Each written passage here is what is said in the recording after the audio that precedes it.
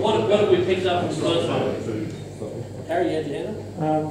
Well, it is a bit narrow because umpires, match officials, administration, they're all part of a cricket game, and that and although there's clearly a line that says respect the captain, sorry, there's clearly a line that enunciates those people. Yeah. But there's others, umpires, match officials, scorers, that are also part of the cricket game, and equally respect is not just afforded to them, but also they've got to also demonstrate respect as well. It's got to be a two-way street. It can't be anything but. Anyone else? Yeah, just in a couple of the bits of the wording, it seems as though umpires have been made separate from this. It's as though the wording is that it's directed at the players, where as the only participants in the game, whereas the umpires and obviously scorers, match officials, and even club officials and that are also participants in some way in the game. Does that make sense? Yeah, it does. And I think, again, it is about that aspect of being central to cricket, isn't it? Who's involved in cricket? And as Harry says, everybody's involved in the game of cricket, so that respect has to be all the way through. So I guess you're saying that the principle is, yes, no, it doesn't only extend to those people, but it does extend to the wider community as well. What about between umpires? Umpire to umpire. Yeah. And I think perhaps that's an aspect that sometimes maybe we don't think about, is actually the respect that we afford each other when we are a team and we're out there working on the field together. We do need to be respectful of each other and work with each other, talk to each other, and communicate with each other as well. It's like so again, yeah. It's like Alistair said, it's collaborative umpiring. It is that third team. We'll move on to the next one. What about, we could talk for hours on this, I believe. But where do we move with the captain in terms of control of players and how? What do we do and say? Pretty much, he's been when the captains either not pulling the players into line or start to lose control of his team. Yep. And then sort of go to the captain and say, you need to start putting into line. Yep. Otherwise, well, there may be penalties or whatever down the track if you don't. And I think it's important that you take the captain away from the playing group and talk to him direct and quietly, so that he can hear what you're saying to him, rather than the whole playing, Joe Blow over here, chip it in, you just stay away. I'm talking to the captain and talk to him quietly but concisely and directly. Can you stop it? It's also important to have a quiet word with the captain when you think he's done something right, even just to say well done. Yep. Can you stop it before that, before what may be an incident evolving? Can you, your big burly fast bowler's coming in, he's carrying on a little bit, you didn't get the decision you want, you might just have a little chat to an opener. He might ask you why, he might reply, and again, he might still feel some anger that you haven't gone, but you might say, let's settle down, we're going along okay here, just move on, we'll just keep moving with the game. Just keep interacting with them, just ever so, just become, you're not their friend, you're never going to be their friend, but interaction can certainly stop it before it needs to blow out, until we get to the stage where you're pulling your captain in with your partner and you're having a chat to him, so blah, blah, blah, and all of a sudden you're putting warnings and code of conduct. It goes back to the respect part, doesn't it? It does, yeah, very much so. Yeah, what you're talking about, Beechey, is this proactive. Yeah, proactive, not reactive. Yeah. Billy? How many people here watch rugby? Like proper rugby, not league? Is there more than one sort? There is. What you'll find in rugby, if you watch rugby in particular, there's a bloke called Nigel Owens and a guy called Craig Joubert, a fantastic rugby referee, best in the world. Their communication skills and how they deal with captains, I think, is a real benchmark for something that we can do with. They're absolutely brilliant. They're clear, they're concise, they might take the captain aside. They might give the captain, I'll give you 10 seconds to tell your players to calm down. Go and do it. And they take the instruction of the umpire, because the umpire communicates with them on such a level that they feel a part of it and they own their responsibility as captains. So if you get the chance, YouTube Nigel Owens and Craig Joubert and have a look at how they communicate with their players. I reckon it's a great benchmark. I've got a little video. Moore was a better referee. Much more outspoken in terms of talking to the captains constantly through the game. Had fantastic hair too. I'll share a little video of Nigel Owens after our morning tea break, which I think encapsulates just what Billy says. But I think this ties back perfectly, as we've just mentioned, Darren pointed out, this is a great link back to Alistair's immediate point. How can we set the scene so that when the blow-up happens, we can lead the players rather than try to control them? So what can we do before the event, when we turn up at the ground, when we meet them at the toss? What are the sort of conversations we can have? And I'm not talking about lectures, I'm talking about respectful introductions. G'day Scott, great day for cricket. Hope you boys have a good day today. Let's enjoy ourselves out there. Bang. We've set the tone. Scott, we spoke about this, mate. Can you get hold of your fast bowler, please, before he starts a process that I can't stop? Not my problem. Your problem. That's all that needs to be said. And you're leading and you're setting the scene, but you're not then having to finger wham. Should I step in? Should I not? They already know you're going to have a chat. And they'll be expecting it. There'll be no surprises, so no surprise policy. And I think, and what you're talking about, Bob, is having a process, isn't it? Absolutely. And that links back to what Alistair was saying before, having processes in place. So you'll know at some stage you're going to have that conversation, because we all do. Yeah. So how would I actually go about doing that? So thinking about what would I say and what would I do in that particular situation, just as what Bob's described. Also, once you've been umpiring for a while, you get to know the different players, the different bowlers, and you know that, you have a bit of trouble every week with one bowler. I'm not getting into that joke about it, but then he comes in and says to you, oh, why wasn't that out? Because it was a shit ball. And but you get to know the players you can joke with like that. He's worked well with Gilman. And they just, like we had a fiery bowler, Justin Reed. Like everyone knows Reed. No, right. And me and him had such good conversations. Yeah. And I've said that to him a couple of times. Why wasn't that? Because it was a crap ball. Kind of a lucid ball, but it was my Whereas if I said that to him, that'd be World War III, wouldn't it? So it's about knowing your players, isn't it? It's about knowing your captain as well. And your captain, The relationship between umpire and captain is fantastic. Yeah. Were you going to say something, Ray? Oh yeah, just adding a little bit onto that theme just discussed now is also a bit of judgment needs to be applied about whether you're dealing with a case of ignorance of the rules versus bending of the rules too. And there's a fine line to be trod there between inserting yourself into the game too much versus trying to cut off a misunderstanding at the pass, so to speak. Yeah, and I see that a lot, particularly in my league, where the knowledge of the laws, knowledge of the bylaws isn't great, and I see people going down a path which I know is going to end in disappointment. And I think, do I tell them now, or do I wait till they get all excited and say, no, you can't man-cat him like that? Yeah. So it is a judgment call, isn't it? Oh, So yes. it's relationships and knowing your players. Yeah. So there is body language. So body language is square leg. You can not say a word, but you can walk in and the wicketkeeper's chirping the batsman, and you just take a few steps in, looking over at the wicketkeeper, and he'll be snap, be quiet. So without saying a word, just your body language, walking in, that can actually stop it before you even have to get to the captain. So use what you've got yourself and go with that. Okay.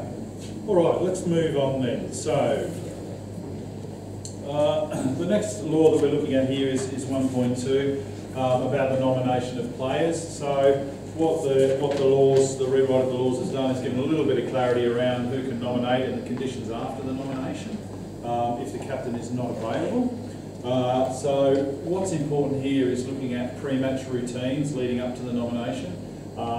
And to the toss in particular. I mean, again, we've got a couple of little discussion points for you there, but before we ask you to do that, just want to play you a little video. This is from the recent Women's World Cup. This is the toss. Apologies to the boys from the Northwest, you will have already seen this, but let's just have a quick look at it, and hopefully the speakers here will work. How do I play this, Billy? Like that.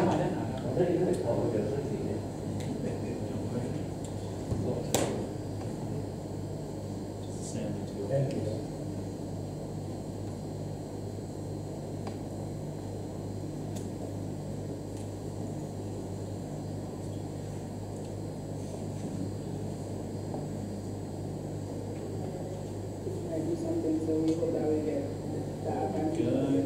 Meg Lang also. So, sorry guys. You have to start again. Go back that way. That should.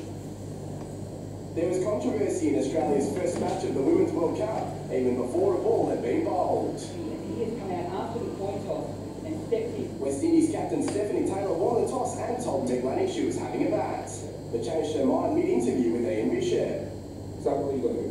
We're going to have a bat. Why is that? We're going to have a look. All right, why is that? I think, earlier pitch may do something, so we hope that we get that advantage of the pitch. Meg Lang also spoke to Bishop afterwards. What you have done had you won the toss? We're going to have both, so we're looking forward to getting out there as a team and getting the World Cup started. But the match referee intervened immediately and informed the West Indian captain they'd be taking her initial answer. Australia into the field first. He has come out after the coin toss and stepped in. Now, because Stephanie Taylor originally said that she wanted to bat and then changed it to bowl, he's come in and said, you're going to have to go with your original decision. So both captains not overly happy at the moment, so that is where we're going to leave it. So I guess if we look at that situation and take the match referee out, and that is us, standing there in that particular situation, how would you handle that? But more importantly, how could you perhaps be ready for a situation like that to happen? I think at the time, Meg Lanning was the one who actually said the opposite. Right. She was the Australian captain who raised it. It wasn't the match referee just Right. coming in. Jumping in. Yeah. They've got the wrong commentary. Yeah. Oh, okay. But the point still remains, she did say the wrong thing, didn't she? Yeah. Well, and she tried to change her mind in that particular instance. So, if we could ask you just again, if you could just have a little bit of a chat about your pre-match routine from arrival up to the toss, and again, what considerations do you need to make when you are actually at the toss, particularly when you are communicating with captains? So what sort of things might you need to perhaps discuss, talk about, clarify, those sorts of things? So again, if you could just take a couple of minutes to have a chat about that.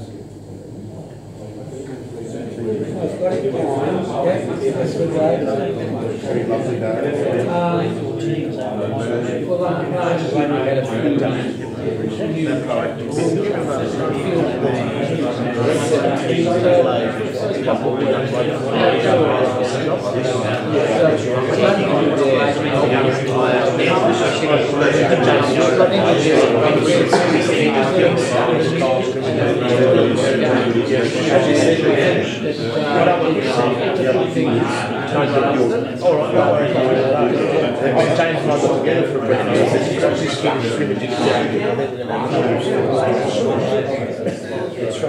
sometimes you get surprised by that.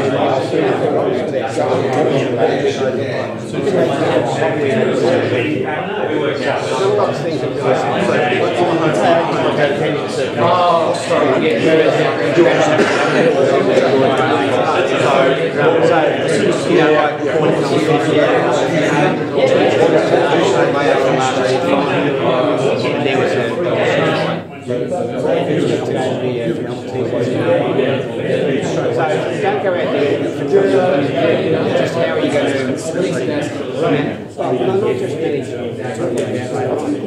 managing just about managing the situation where you're not going to be able to resolve how are you going to manage yourself? Am I going to make the situation worse, or am I going to develop into wildfire? It's a real balance. It's a challenging balance. If you get these faces right, then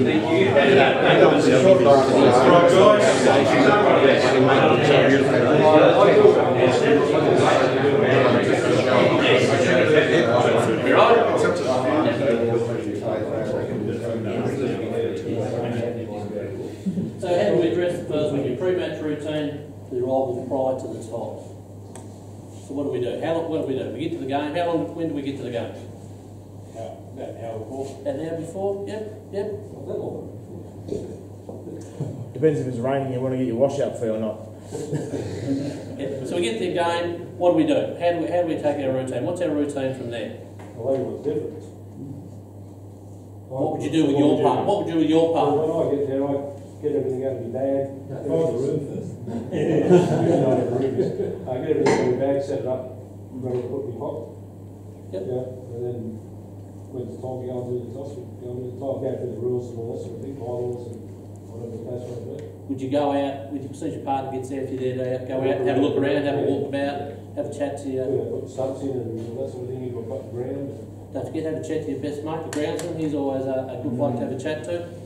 He's going to hand over the ground and so forth. So, yep. I'd make sure that everything's in the bag before I even leave home. Yep. You do that. We had a few people that forgot their pants and all that sort of stuff. Not pointing at anyone. It wasn't the grand final either. No.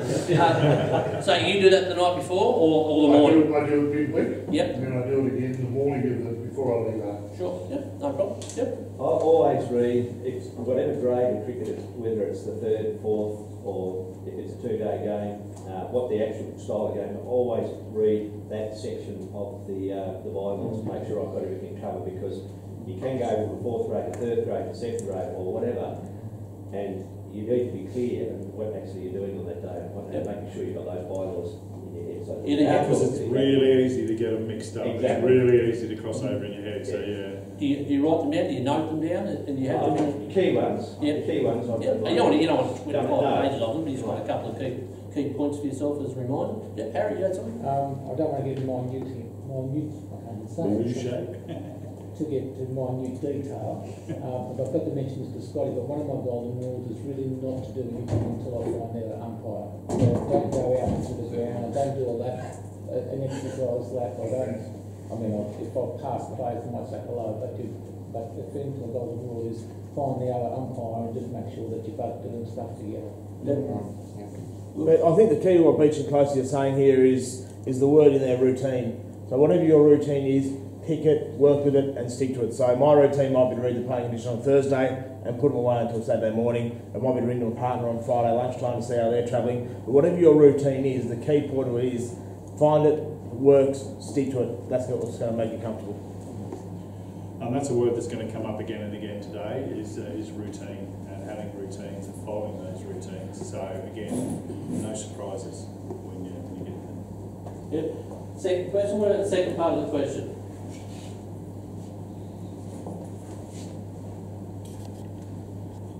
How do we conduct the toss? Yeah. Oh, well, something Scotty and I did discuss is that cricket and the spirit of cricket really requires us to make sure that we have not formal introductions, but polite introductions with the captains every time, even though we've probably met them 100 times before.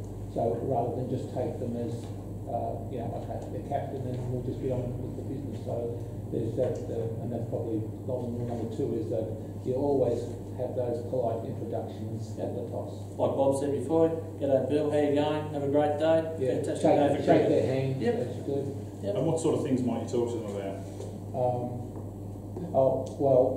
We raise that if that particular season there were some new things that happened, like last year, The helmet. the helmets. We had the fielding restrictions distance and the underage fielders. Yep. So for the first couple of weeks we raised those rules every time at the toss, but then of course you don't want to flog a dead horse, and then eventually after a couple of weeks you let it go just to make sure everybody was on the same page. That didn't become an issue on the field, and you sorted it out.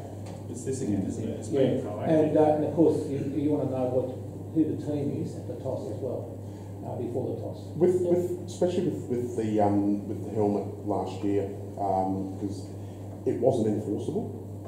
That the way the bylaws were written, it wasn't enforceable. So yeah, the fielding distances and all that, they were enforceable. So just obviously letting them know that that's new. But especially with the helmets, it was enlisting their support for what the intent was, and given what had happened at the SCG, it was very, very obvious why that was implemented.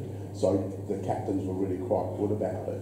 Allying ourselves with captains to enforce that with their players.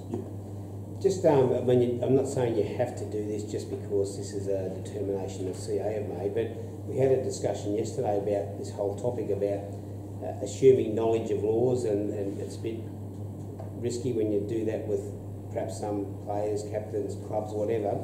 But by the same token, if you turn up with a A4 foolscap sheet of paper and the toss lasts half an hour, that's probably not the best way to approach it either, is it? So what we plan to do, and there'll be communications coming out to the umpires and teams involved, during the JLT format, the first initial phase of our recruitment, management are going to send out notification to all the state coaches and captains that the umpires and match referees will be available for that first group of matches to have pre-toss meetings, if you like, if there's anything they're unsure of. So put the responsibility back on the players rather than there and lecture them.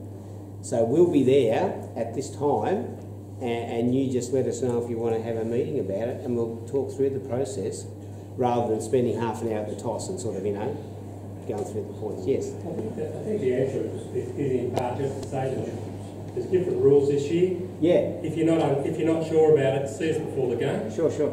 And if something comes up during the game, we'll make a decision. Yeah. And we'll either discuss it quickly with you at that time, or at the next break. Correct. And every year we have a meeting with the captains and coaches. And one or two of them turn up. Yeah. And then the ones that do turn up don't pass along the line to the junior captains and all that sort of thing. So, you're doing that every time anyway. Look, there's changes to the rules. Yeah. These are this. Yeah. Get on with it. Correct. If that's the case, rather than going through the 25-page changes to the law, out there on the pitch, should we just have a very succinct checklist just to say, look, there've been changes around this, and this? I mean, I would think, probably focusing on one or two or three at most. Absolutely. Without making it go on and on. And then again, the way that Ron suggested there is a common sense way to go, isn't it? If you want to know about anything else or something happens out there that you want to know about, happy to talk to you about it if it's appropriate at the time, but if not, we'll do it later. It's their game, you expect. Yes, exactly. The responsibility is that they know the conditions and the rules. And if they don't, you can offer the advice if you like, but don't just assume at the start that they don't read. Just, not for now, but just have a bit of a think between now and the first round. What are the three big changes that are going to affect? What are they? Bouncing back, boundary catch. We could keep the spinnable toss. We can keep the sub, yeah. So pick them out and just say, look, there's been some changes. These are the big ones. Anything else you want clarification on? Are they going to really care about obstructing the field now, including hand the ball? No. They're just not. So give them the confidence that if that happens, you'll know. Right? Come to the font of knowledge if that happens. But I'm not going to stand here and lecture you for half an hour, because that's going to be detrimental to what we're trying to achieve, Sorry, this is a question for the association. We'll obviously have the session with the captains and the coaches directed bylaws. Will the changes to the laws be referenced in those sessions as well? Yeah. Cool. Yeah, they will be in the Northwest as well. Yeah, we're having a meeting as well. So, just to go back just quickly before we move on back to Harry's point about meeting with your partner and doing things together out there. What is the effect of going out to do the toss and only one umpire does all the talking? Is there an effect? Yeah, there is, because it puts in the captain's mind that, say, Harry's the senior umpire, everything I ask, I'll ask of Harry, I won't ask, this bloke doesn't know what he's doing or whatever. Yeah. That's the impression I get if I was one of the captains, and it's only one umpire talking. The other side of things would be, if, say, Harry's doing all the talking, the other umpire's not, well, as a former captain, you sort of target the other umpire for any decisions, because they might be the weak link. Sure. Bit of pressure, put them under pressure, they might crumble. Because we know players wouldn't do something like that, would they? No, not at all. So, So how do we get around that? I mean, I guess we're talking to our partner before we go out there, and you might even decide who's going to say what. If you get down to that point, right, I'll do the introductions, whatever. You mention this, I'll mention this, and then we'll do the toss and away we go. and just do it that way so that you are actually sharing that responsibility. And again, it comes back to being a team. I think this is a great point. This is a great point. You've got a chance to almost script the conversation before you go out there. Now, if I know Billy doesn't mind a chat, I'll just say, hang on, champ, I'm going to have a bit of a word to say here. You look after this and I'll look after that. Whatever. Or if I know that I'm with a, less experienced guy who might defer to my knowledge, I'll make sure I empower him. What can I do to make him included rather than excluded? Don't put the heavy shepherd on. Oh, hang on, that's enough from you, champ. What about me? It's all about me. And I think this is a great way to set the tone. One of very few scripted opportunities in a match. Let's make it a good one, yeah? You missed some stuff in the pre-match routine.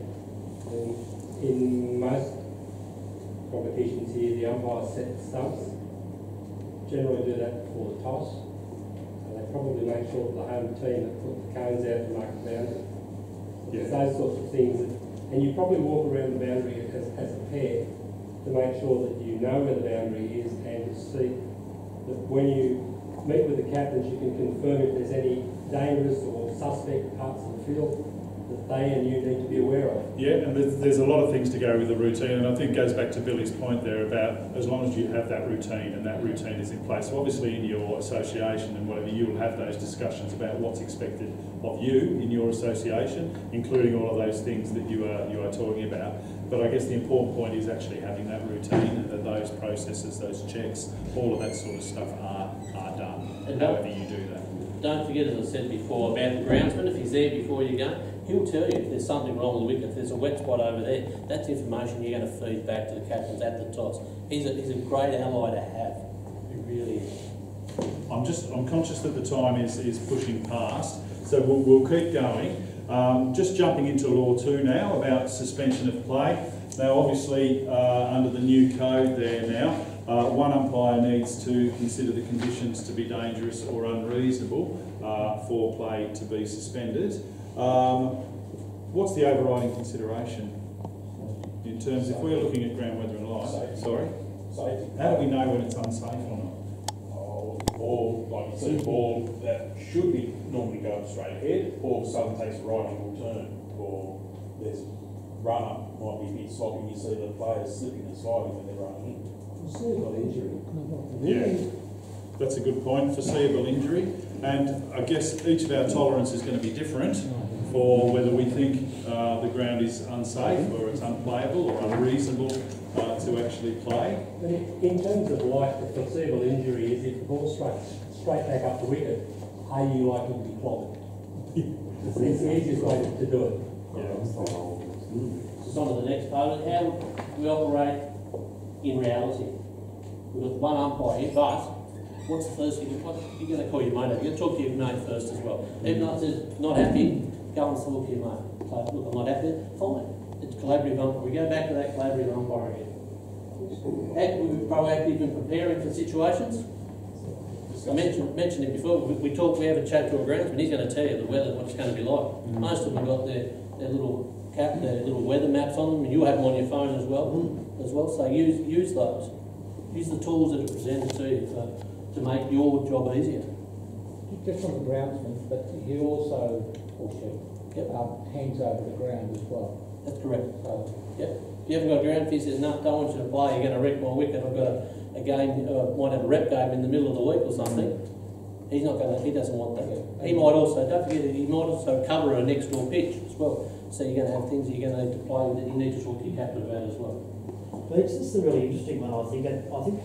Well, I just talk for myself. I think when I first saw this, I wondered how it was going to impact on the two umpires, working as a team, working as partners. And I think that the key here is to have that communication before, play starts. So you're actually sort of working together on this. Because you do, even if one umpire is going to, in a sense, pull you off, sort of going, the play stops. You need to be walking off the ground as a pair, having made a decision. Can you see it happening where the players identify which is the umpire that wants to go off and which is the umpire that wants to stay on? So which one are we going to niggle at, depending on whether we want to stay on or whether we want to go off? So I think it really is an important point you make. So we've got to manage this one, especially the first part of the season. I don't think it helps them to niggle an umpire to stay on, because the umpire who wants to go off will still say I'm going off, and it's off. That is also the other, how it's operated in reality. You've got to understand the situation of the match as well. So if the players and the captains are niggling, is it within someone's interest to go off or for the play to be suspended here and now? Will they get an advantage from that? Shouldn't we as umpires get to one side so players are not up there and we make a decision on our own? Not having that's right. everyone around you. And that's the process you would go through, isn't it? You would, because obviously you can't, they've got nothing to do actually with the decision around whether you go on or not. You need your own change rooms and talk to your other umpire. Then walk out with But then also when you're in the field, it would be important to come together as well, because whether you agree with the message or not, it needs to be the same message that's being conveyed. We have decided, I think it's important too, and I raised this at our internal meeting just recently, especially if you're umpiring across tenures into another area. So if it was a northeast umpire or a northern umpire going to the northwest, and say you're umpiring with me, well obviously I'm going to take a fair bit of consideration into what you're saying about the local conditions. And I'd have that conversation with you, even if I thought in my mind, geez, I'm not sure about this, I'll be looking at you as well as the groundsman, of course, because of your local knowledge of that particular ground and those conditions. I think that's important. But then I think it's also important to have your own baselines as well. So I appreciate what you're saying there, but then you will also have your own baseline in mind about, just what I think is unreasonable and what is unfair, and we would have that discussion as well. Sorry, Beech, we can say that's right, that's good, you got it. Well, in the last bit, why is note taking important here? We know what time we need to know when we're coming on. That's important. How long? Change of it or reducing overs, all those sorts of things. Who's on strike? Who's on strike? Yeah, who's on strike? You've told me a story about that before. We won't go to so let's go on. Yes, sorry. Moving on to Law 212, altering a decision. It says any decision can be changed as long as it's done promptly. And that comment there, I think, goes along with other stuff that we've been talking about today with mistakes and whatever. We are only human beings. We are not robots. We will not get everything right. Just one point on this. It says any decision can be changed. That is absolutely any decision. So it could be a wide, it could be a no ball. It doesn't have to be the LBW. It doesn't have to be the call behind. It could be anything. You might think, oh yeah, that wasn't really leg bias. Come off the bat. You can revoke the signal of leg bias. So it's any decision, not just the ins and outs. Change a not out to an out. That's why not. Yeah. Absolutely. That's popular. Then done. Real favourite. How long is too long? Is there too long to change a decision? Yes. How long is that? Pretty much till the next ball. And obviously there's been a change in when a batsman can be called back, in the timing that a batsman can be called back, which is? Next ball or umpires leaving the ground. Sorry? Next ball starts the next ball or the umpires leave the ground. Yeah, so the ball becomes live for the next play or the umpires leave the ground if it's the last wicket. So obviously that's a change from when the batsman steps off the ground. So there is a little bit of an extra time period there. But I guess you would, sorry? Oh, everybody knows it. So yeah, I guess there is that consideration for that length of time, but yeah, the prompt change of decision is probably more advisable than hanging on and waiting to the very last moment before you decide you're going to change. It's really important not to confuse that time frame, because this isn't really about that. This is about the ability to make a change, your own decision, if you think you've got it wrong. The time frame that allows the player to recall before the next ball becomes live is really about the player returning who believes he's been given out, or the building side withdrawing the appeal. That's what that time frame is about. So you certainly want to be thinking, oh, I've got till that time to make a change. You've got to do it pretty much straight away. Otherwise, you're just going to look silly.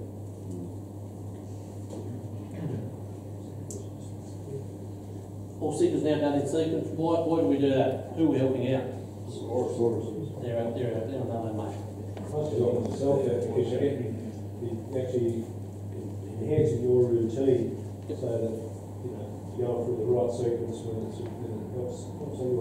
helps everyone know what's going on. That's probably something to be raised with the captains at the toss locally, is just to say that there's an obligation for the scorers to acknowledge each signal, and there'll be multiple signals in a row for some conditions in the play now. It's always been the case, but it's one of those things that junior scorers especially get their head down in the book. They think they know what's happened, and you're there sort of going. Yes. So it is process driven, this particular thing, and thinking about, and it does make sense, doesn't it? It's logical to do everything in sequence as it's happening, and it does give you that opportunity to be able to organise your mind about what things are happening as well. And it's important not to rush and miss making a signal. Anything to add to that? No. Penalty run. When's a penalty run applied? When's one circumstance penalty run would be applied beforehand? Very good question. You asked, please. What I was referring to was with regards to penalty runs. We used to signal penalty runs first, and then now you signal in the order. So therefore, it'll be most likely last because it'll be dead balls in its penalty runs. Everyone agree with that? Sorry, sometimes that hard. So with the penalty runs, you used to signal penalty runs before a wide or a no ball was given. So you'd signal penalty runs. So if the ball hit the helmet on the ground, you should really signal penalty runs first. But now it's in order. So if there was a no ball, so you signal no ball, then penalty runs. 5 penalty runs to the batting side. Yeah, so it's in order. If the penalty runs are for the fielders distracting the batsman, in which order do you give the penalty runs? Yeah, good question. Yeah, but the order is though. Stay with the order. Let's see, stay with the order. Because we didn't make that decision. So we're happy with that? So you do it in the order that it occurs, that it happens.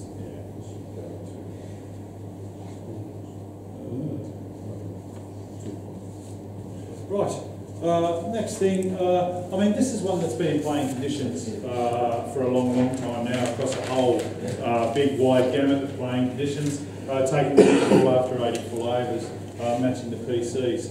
So, that question there, a new ball's taken after 83.2 overs. When can the second new ball be taken? I'd say after completion of 164. Why is that? Well, that over's in progress, so you'll go to the end of that over because that ball is in one full over. And I'll say 80 overs from the completion of the 84. And that's right. So, it's 80 full overs. So when you're considering a new ball, how often will that happen in our local cricket here? Probably not very, if at all. But just as a point of law, when you're considering the taking of the new ball, it is 80 full overs. So so that over would be completed, and then you would start it from that point on. The next one, talk about game awareness about taking a new ball. Again, proactive, not reactive. How can we be proactive in having that ball? What do we do? Do we take it out with us? It might be coming after the drinks breaks, or do we expect the 12th man to be running it on? What's the best way? What would you guys do? What would you do? Usually the captain says to you, look, after the 80th over, we're going to take a new ball. I'll give it to you now. Yep. Especially if it's only a couple of overs, mate. Cool. And you're a drinks break or whatever, they'll run off and get it. Yep. Cool. It's always a game. As long as it's not going to hold the game up by even saying, well, we're going to take a new ball, I'll go off and get it. No, that's the last year of the game. Most of the sides will have a coach around the ground, they'll have it with it, they'll chuck it out to a player, he'll give it to you. Shall do the right thing, shall I? Leave the other one off. On the first day's play, you know that the 80th over, if a side's not all out, you know the 80th over is going to come around about that towards the end of the day. So it might even be a case at tea time where you might just say to the captain, you've got a new ball, just lob it here and stick it in your pocket, and take it out there with you. So ready to drinks. Sorry? Or have it ready to drinks, because normally that ADO though will be after drinks. Yeah, normally it will. There will be circumstances, and I know there's certainly a couple of teams up the coast that bowl their overs really quickly, where the overs might occur before the drinks break. So it's important to have that consideration in mind, so that, as you say, the game's not being held up while someone tries to find a new ball because the captain wants it and nobody's got it. Okay. Obviously, back limits are changing. I think Ricky Potting on now, wasn't it? Didn't he push for it? Was he the one that wanted it? Yeah. So it's introduced. I sent you a thing this week there. It's into our PCs this year, I believe. Richard, is that correct? The bat? The width? Not to be considered at all. The actual dimensions of the width and the height of the blade is exactly the same. Bat makers are going to stop making the big ones. There'll be a moratorium. We've got no bat gauges, so the playing conditions will not include that at all. I think that's also to cover players who last year bought that already, because they're $400, $600, so they don't have to buy another. So it's an expensive Christmas, doesn't go and buy your bats at Christmas time for kids. Areas with big synthetic next to a turf and tethered bars, just some law changes. I don't think we're going to be using tethered bars or any of that. Tethered bars are an association, they don't bring it in, they'll put a playing condition in as and when they want to use it. And there's no grounds, Billy, in Tassie that have a synthetic next to a turf pitch, is there? The only ground I can think of in Australia is Lara Pinta in Alice Springs. Right. It's the only one I can think of in Australia. And we're not likely to play. We're not moving any games up there, boys, are we? Unless anybody's going to impart, they might encounter it. Could be a big bash over it. Yeah. Rolling of the wicket. There's bits of stuff taken out of that rather than put in, and specifically around this 7 minutes, allowing for 7 minutes rolling of the track when a captain declares or forfeits. So this law does cross-reference with a couple of other laws there, 11.3 and 15.3. Just a couple of questions there about the process around a captain declaring. What should be the process around a captain declaring? The captain declares, Yeah. when he declares, you get 10 minutes change. Right, and so that's a new addition, isn't it? Yeah. What about the process though? The captain wants to declare. What's his responsibility? notify the umpires. Sorry? Notify the umpires. Does that always happen? Eventually. Sorry?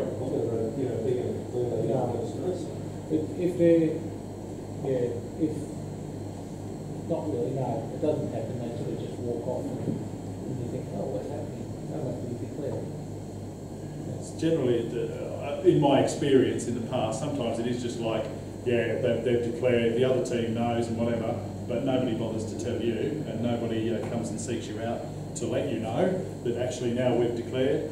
So that's about game awareness, I suppose, and being aware of that situation might occur. And as Brian said, obviously, within the new laws now, there is that 10-minute period from the time the declaration is made until you start again. Yeah, Harry? And you're not going to get officials about it. I mean, No. you've worked out as declarations, so you can't be 10 minutes from there and Bob's your uncle.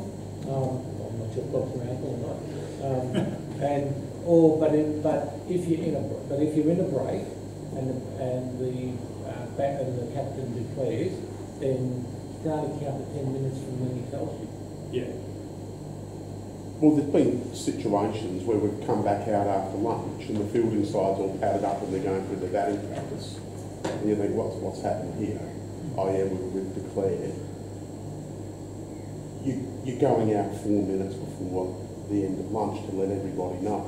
Common sense would say, okay then, the captains, the teams are all in agreement, you didn't tell us, but you're not then going to say, no, we're going to wait 10 minutes now. Yeah, no. Yeah. And you're right, Scott, isn't it? It is about common sense. But just being aware of what that provision is. Yeah. And I guess it is particularly important if the captain is going to decide near the end of an interval. Yeah. Like in this question here. Yeah. That's when it does actually become I would crucial. imagine that the rule was brought in so that the other team wasn't disadvantaged. Yes. So if that captain had already told the other captain what's happening, to a certain extent the intent behind it's been been met. You'd also hope that your relationship you've had with the captain that you've met and got on well, that he had the decency to tell you as well. Of course. Hopefully you've got that decency to tell you. But sometimes there will be captains who want to spring that declaration on the opposition, and so it's being ready for that. And I guess in this circumstance here, so obviously we've got, there is that 10 minutes break from the time that that declaration is notified. And so if you lose 9 minutes of playing time, so if they declare 1 minute before the end of that interval, so effectively you will lose 9 minutes of playing time because you've got to allow for that 10 minutes, then does anything happen with those lost minutes? 3 hours. I'm guessing it's just open it up. You lose those 9 minutes in that session. Just keep going to the scheduled finish. So according to the laws, there's a difference here between playing conditions, perhaps, and laws of cricket. So obviously with laws of cricket, those 9 minutes would be lost to the game. But I guess if you're looking at over rates, and in terms of how many overs they've got to bowl in a day, then it's about considering that in light of whatever your playing conditions are, whether that is meaning that you make an allowance for 2 overs or... You find the playing conditions are consistent with the laws because the team that's going to be disadvantaged is the team that actually declared it, so they have to cop that penalty. And that's a great point, Richard. This is the underlying premise. Why are we going to give that team who are trying to gain an advantage more time to gain that advantage? We're not. And in fact, if they walked on the ground and bowled one ball and declared, we wouldn't be having this discussion. They get the 10 minutes from there. So you just leave the 9 minutes and you're done. If they did walk on the ground and they did bowl that ball, you would take that 10-minute break into account, though, wouldn't you, in terms of minimum overs? Yeah. That's right. You take it. You rework the overs again. Covering the pitch, there's a slight change in that particular law about the law now says stating full covers, but again playing conditions have usually covered that one off. And I guess we've had a little bit of a discussion about pre-match routines, and particularly around ground weather and light issues, and how important that conversation is with the ground staff before play, and establishing those things like, are the covers available, how are they going to get on, are you going to be around, is there some sawdust, and all of those kinds of considerations that you might need to make. And again, that comes down to being proactive and also preparation as well, knowing that looking at the weather forecast maybe a day before